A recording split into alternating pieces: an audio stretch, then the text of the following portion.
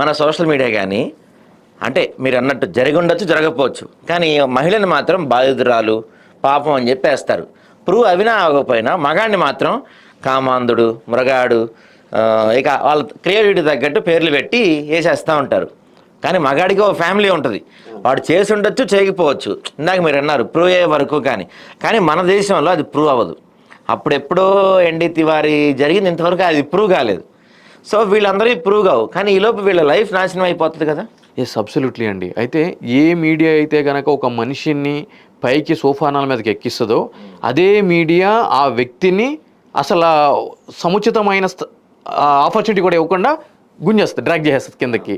So అటువంటి దౌర్భాగ్యమైన పరిస్థితుల్లో ఈరోజు నేటి సమాజం ఉంది. ఆబ్వియస్లీ మహిళకైనా మగాడికైనా ఒక కుటుంబం ఉంటుంది, భార్య, పిల్లలు, తల్లిదండ్రులు, స్నేహితులు, వీళ్ళందరూ ఉంటారు. ఇటువంటి జరిగినప్పుడు ఏం జరుగుతుంది అని అంటే కనుక సైకలాజికల్ ట్రామా. అంటే మీ మనసు నా మనసు ఒకటేనండి. సో లింగ భేదాలు ఉంటాయి తప్ప మనసు భేదాలు ఉండవండి. సో మీ మనసు ఎంతలా బాధపడుతుందో నా మనసు అంతలాగానే బాధపడుతుంది.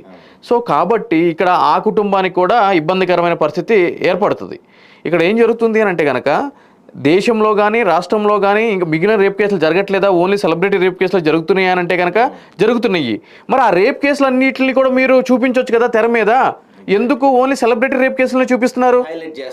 అంటే సెలబ్రిటీగా కాబడిన మహిళకి ఏమైనా ప్రత్యేకమైన గుర్తింపు కానీ ప్రత్యేకమైన అవయవాలు లేదు అని అంటే కనుక గ్రామాల్లో ఉన్న ఒక మహిళకేమో దూరంగా చెరిపేయబడ్డ అవయవాలు లాంటివి ఏమి ఉండవు కదండి. ఆడది ఎక్కడైనా ఆడదే కదా. మీరు ప్రతి ఒక్క రేప్ కేసుని చూపించవచ్చు కదా.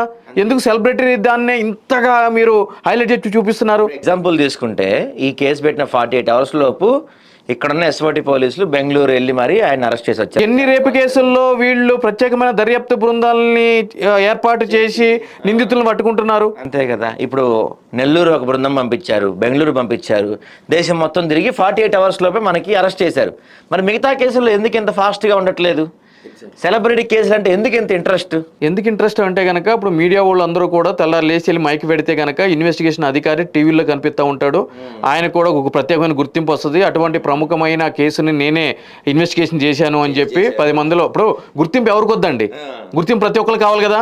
అది రాక వచ్చినప్పుడు ఎవరు వదులుకుంటారు చెప్పండి, రైట్? ఇప్పుడు ఎక్కడో ఒక గ్రామంలోనో ఎక్కడో ఒక కాలనీలోనో జరిగితే ఎవరిది గెలిచే అని చెప్పి ఒక అటువంటి పెడదూరంతో ఉంటారు. సెలబ్రిటీ కేసులో అయితే కనుక ఫేమ్ వస్తుంది. సో ఈక్వాలిటీ బిఫోర్ లా అంటే చట్టం అందరికీ సమానమే. సో ఏ మహిళ మీద కూడా దారుణం జరిగినా కూడా ఈ స్పందించే మహిళా సంఘాలు, రాజకీయ పార్టీలు, మేధావులు అందరూ కూడా సమానంగా ప్రతి ఒక్క సంఘటన మీద స్పందించాలి. మహిళా కమిషన్ కూడా సెలబ్రిటీ మహిళా కమిషన్ కాదండి. అది సెలబ్రిటీ మహిళా కమిషన్ కాదు. రాష్ట్రంలో ఉన్న ప్రతి ఒక్కరికి కూడా ప్రతి ఒక్క మహిళ మీద ఎటువంటి అఘాయిత్యం జరిగినా కూడా స్పందించాల్సిన మహిళా కమిషన్, రైట్? సో తెల్లారులేస్తే పేపర్లో వాళ్ళకి సుమోటో కాగ్నిషన్ తీసుకునే అధికారం కూడా ఉంది. ఇప్పుడు ఇవాళ పొద్దున మేము మార్నింగ్ న్యూస్లో చెప్పాము, నమస్తే తెలంగాణ పేపర్లో మెయిన్ ఎడిషన్లో పైన ఒక చిన్న ఆర్టికల్ వేశారు.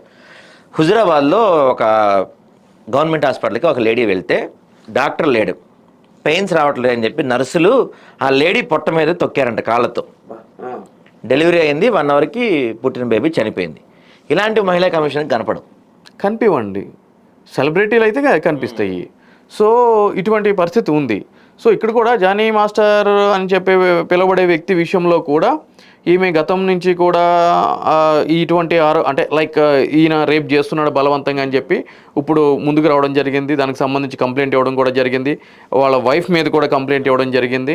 సో ఇక్కడ కంప్లైంట్ అనేది ప్రాథమిక దశలో ఉంది కాబట్టి మొదటగా ఏం చేస్తారు అంటే కనుక అరెస్ట్ అనేది జరుగుతుంది. సో జరిగినప్పుడు ఏం జరుగుతుంది అని అంటే కనుక సంబంధించిన కోర్టులో జ్యుడిషియల్ రిమాండ్ అనేది అంటే 14 రోజులు రిమాండ్ ఉంటుంది. రిమాండ్ ఉన్న తర్వాత వాళ్ళు బెయిల్ అనేది అప్లై చేసుకోవడం జరుగుతుంది. పోస్కో యాక్ట్కి సంబంధించి ప్రత్యేకంగా ఏముంటుంది అని అంటే కనుక మిగిలిన కేసులకి పోస్కోకి డిఫరెన్స్ ఏంటంటే కనుక పోస్కో యాక్ట్ ఉన్నప్పుడు బెయిల్ వేసినప్పుడు ఎవరైతే కనుక ఫిర్యాదుదారురాలు ఉంటుందో ఆమెకి నోటీస్ ఇచ్చి బెయిల్ ఇచ్చే ముందు ఆమె యొక్క వాదనని కూడా పరిగణలోకి తీసుకొని సంబంధించిన జడ్జి వారు ఉత్తర్వులు ఇవ్వాలి. సో ఆ యొక్క ప్రొవిజన్ ఉంది, నోటీస్ అనేది ఇవ్వాల్సిన పరిస్థితి ఉంటుంది విక్టిమ్కి. ఓకే. సో ఆ విధంగా ఉంటుంది, కొద్దిగా టఫ్ అనమాట పోస్కో అనేది.